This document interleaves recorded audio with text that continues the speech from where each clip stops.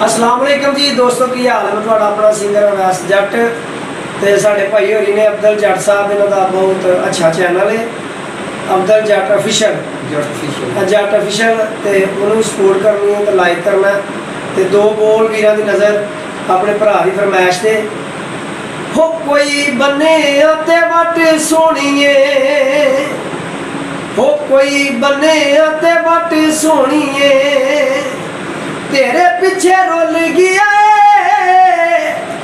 तेरे पीछे रुल गया अब्दुल जट सोहणीए नी अब्दुल जट सोहणीए। हो कोई माछी खोखर नूं राह जांदा, हो कोई माछी खोखर नूं राह जांदा, ओनू जे प्यार हुंदा, ओनू जे प्यार हुंदा ओ सानू छड्ड के ही ना जांदा, ओ सानू छड्ड के ही ना जांदा।